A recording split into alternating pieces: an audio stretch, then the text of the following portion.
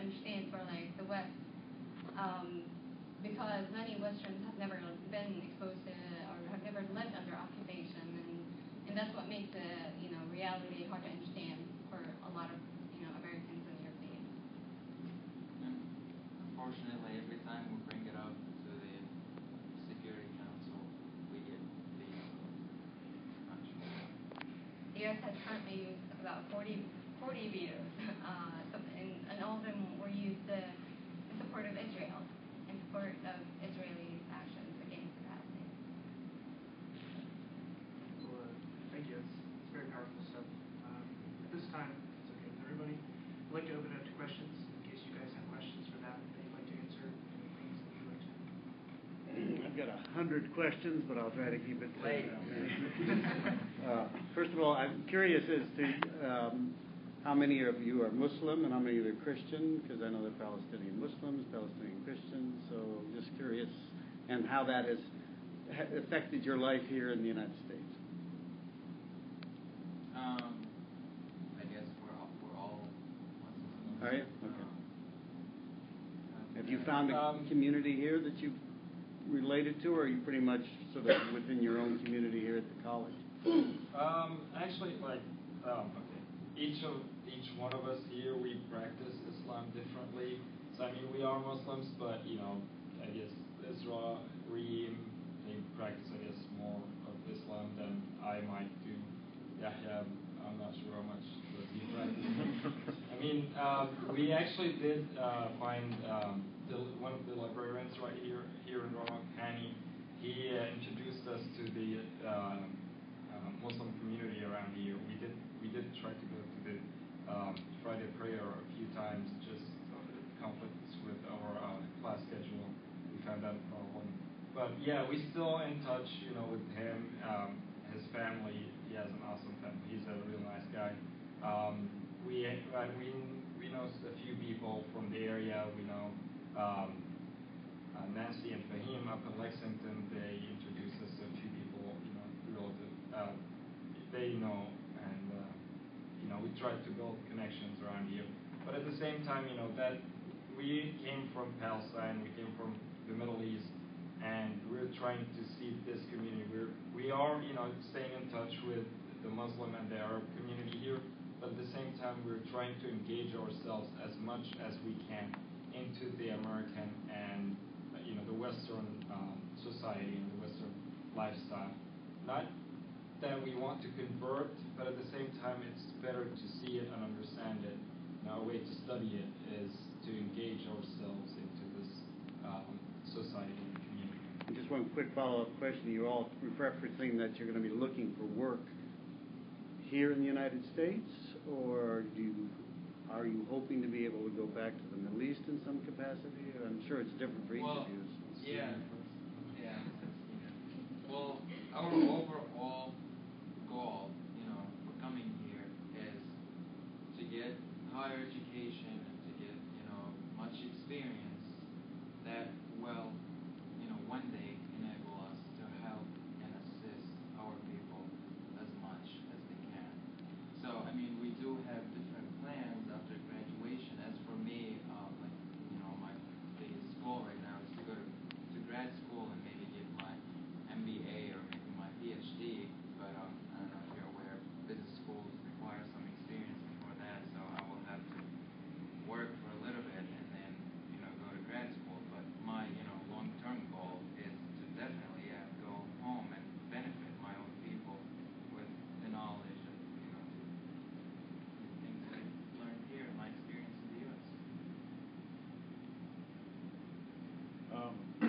You talk about how America and the U.S. And the UN Security Council uses its veto so frequently.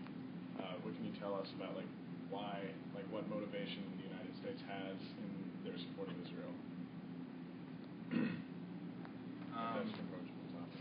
It's really interesting that you asked this question because other about 2 weeks ago when we had the ambassador came and he was talking about the Arab Spring, and most of the time he avoided talking about the U.S. interest in Israel, and it's very complicated to explain the U.S. interest in Israel. what we think it is like a lot of influence of the Israelis themselves here, and you know, in the form of the Israeli lobby here. When when there's something discussed in the Congress about Israel, there are no second thoughts. If it's in favor of Israel, then yes, and if it's not, leave the veto.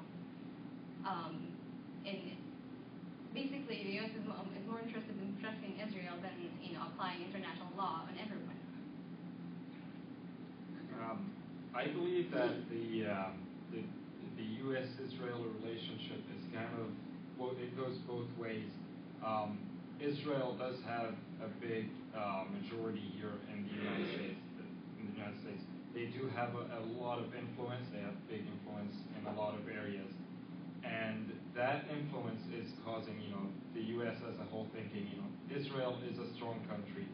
Maybe we should support that as being one of the U.S.'s big bases in the Middle East. It's they can pretty much if they have good relations with Israel, they can keep anything in the Middle East from happening or coming over to the United States by having if they shield Israel, they can give it as much power to control the Middle East, so they don't have to. So the United States doesn't have to worry about it here. So I guess that's what keeping that keeping Israel in control of that area, and at the same time that Israel has a lot of influence over here. That's kind of two parts of the equation of supporting Israel. Well, we've heard about Palestinians living in Palestine, but we have Lean here living in Lebanon. And I think Lebanon has kind of been lost as far as Palestinians are concerned in the American public. But I think Lean also has problems because the Arab states have not really opened up their borders with open arms to Palestinians because they were afraid you'd have another group come in and other things. So the Palestinians in Lebanon have been discriminated against quite a bit. And I just thought we might want to talk about what she has going. Yes, I would love to actually. I'm 18 years old, and maybe I think I didn't even think about Palestine as a country that I really want to find a solution for, then I'm not even a Palestinian. I can't even call myself a Palestinian. And I think that the situation I'm living is much harder than those who are living in the country itself, because when you live under the war, maybe you are living your own situation, but when you live outside, especially in an Arabic country, when advertisement is always there, so you can see like everybody being advertised in front of you on the TV. Like, believe me, you can't just sit the whole day watching television about what's happening in Palestine. You just can't. It's hard. In Lebanon, we are living a different condition, basically discrimination. Like, we can't own our own houses. We don't have the right to own anything. My grandmother, for example, is a Lebanese. My grandfather is a Palestinian. My father is Palestinian, and my mother is Lebanese. So, if, for example, my grandmother now dies, the whole house that we are living in goes to the government. Because even my grandmother can't give this house to us after she dies, because we are not Lebanese. With respect to the professions too, when you are Palestinian, you can't work in any profession you want. You can't work in any job. Even an engineer, if you want to be an engineer in your country, you should work under a Lebanese engineer, so under the name of another guy. If you want to be a doctor, you can't open your own place. Usually, people who work as doctors are living in refugee camps, and they see more than, I don't know, like 50 patients each day. When you live in a camp, you don't have like these opportunities to go to be hospitalized outside camp. It's one reason it's so expensive. Second, it's harder for you to even get out of the camp or even get inside. You have to be searched each time or checked in and checked out, and it's like a terrible condition. Without the Hope Fund, for example, I couldn't even get my visa here to America to just come study. So, like, returning to your question, I know that when I finish, I should go back. Because I really want to help. At least I want to help in the education process in my country. Because we don't even have this high education. Basically, we are, like, we Palestinians in Lebanon, we go to Palestinian schools. We used to go in 2 shifts because we don't have that much school that can fit everybody. So like a group of us can go from 7 a.m. till 12 p.m. and then the other group comes from 12 p.m. till 5 p.m.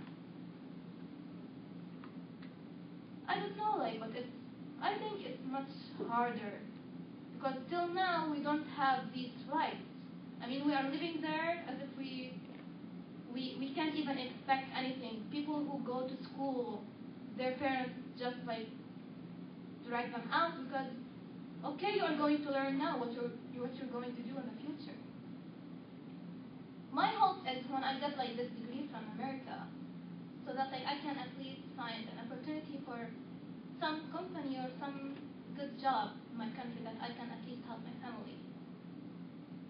So. How has the situation in Egypt and I guess the Arab Spring movement as a whole